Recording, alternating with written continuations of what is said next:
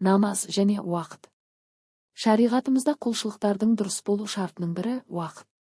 Сондай ұлы құлшылықтардың бірі Алла тағаланың барлығына, бірлігіне иман келтіргеннен кейінгі пайғамбарымызға, оған Алланың салауаты мен сәлемі болсын, парыз болған құлшылықтың ең алғашқысы намаз.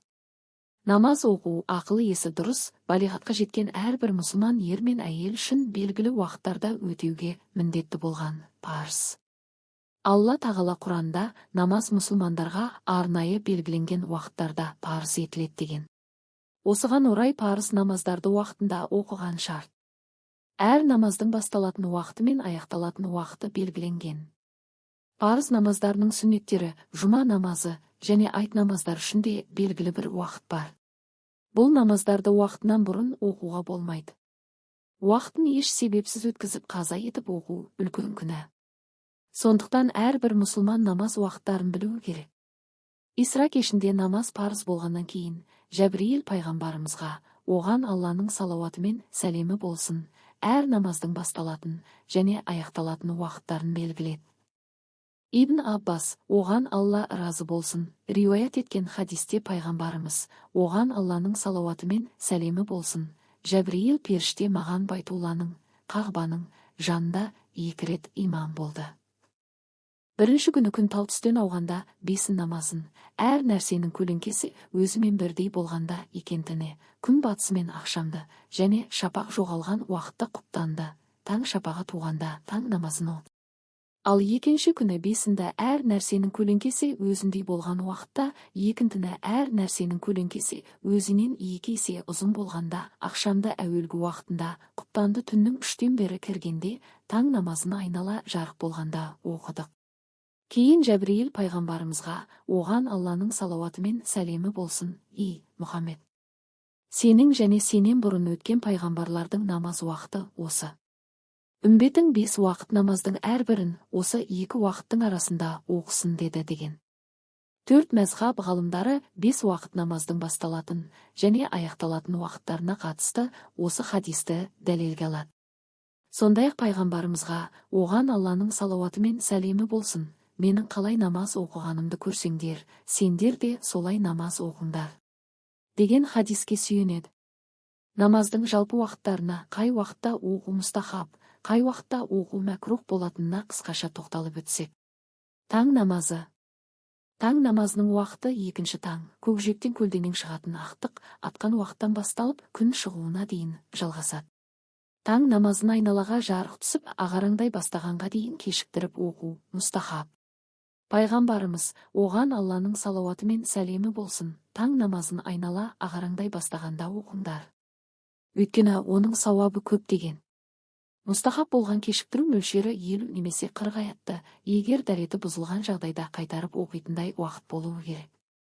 Бұл ер адамдарға қатысты, ал әйелдер уақыты кірген кезде, қараңғы уақытта оқыған абзал.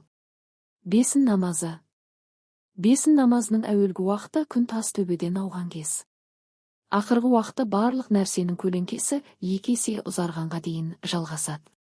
Бесін намазын жазда кешіктіріп салқын уақытта оқу мұстахаб.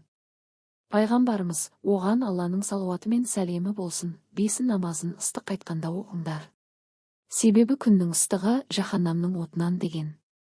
Намазды жалғыз оқима немесе жамағатпен оқима, ыстық аймақ па, суық аймақ па, кешіктіріп оқыған жақсы. Ал қыста бесін намазын уақытында оқу мұстахаб. Көктем, күз мезгілдерінде де бесін намазын өз уақытында оқу мұстахаб. Екінті намазы. Екінті намазының уақыты бесін уақыты шыққан сәттен бастап күннің батуына дейінгі мезгіл. Екінті намазын нәпіл намаздарына уақыт көп болу үшін күн бұлтты болмаса жазда да, қыста да күннің көзді қарықтырмайтындай сарғыш тартқанға дейін кешіктіріп оқу мұстахаб. Өйткені екінті намазын бұлайша кешіктіру мәкрух. Ал күн бұлтты болса, екінті намазын өз уақытында оқыған мұстахаб. Ақшам намазы. Ақшам намазының уақыты күннің толық батқан сәтте басталып, шапақтың жоғалған уақытында аяқталады. Имам Әбу Ханифаның көзқарасы бойынша шапақ деп көкжиекке қызарып күннің сіңуін айтады. Ақшам намазын қай уақытта болсын, уақыты кірісімен асықтырып оқу мұстахаб. Азан мен қаматтың арасын тек 3 аят оқылатындай мөлшерде немесе аз ғана отыру арқылы бөледі. Өйткені ақшам намазын кешіктіру мәкрух. Құптан намазы. Құптан намазының әуелгі уақыты шапақ жоғалғаннан басталып, екінші таңның атуына дейінгі мезгіл. Құптан намазын түннің 1/3 бөлігіне дейін кешіктіру мұстахаб. Бұл күн бұлтты болмаған уақытта. Егер күн бұлтты болса, өз уақытында оқыған абзал. Себепсіз екінші таңға дейін кешіктіру мәкрух. Үтір намазы. Үтір намазының әуелгі уақыты құптан намазынан кейін басталып, соңғы уақыты екінші таңның атуына дейін жалғасады. Үтір намазын түнгі намаздарға тұруға әдеттенген әрі түнде ояна алатынына сенген адам түннің ақырғы бөлігіне дейін кешіктіру мұстахаб. Ал оянуына күмән келтірген адам ұйықтамай тұрып оқып алғаны абзал. Пайғамбарымыздан, оған Алланың салауаты мен сәлемі болсын, Алла тағала қайсы амалды жақсы көреді деп сұрағанда: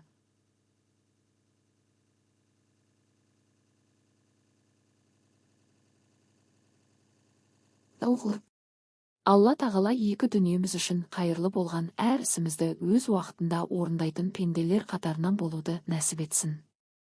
Мақаламызды Ибрахим, оған Алланың сәлемі болсын, пайғамбардың дұғасымен аяқтауды жөн көрдік. Раббым, мені және менің ұрпағымды намазды кемеліне жеткізіп, үзбей оқитындар қатарынан қыл. Раббымыз, дұға тілегімізді қабыл ете көр.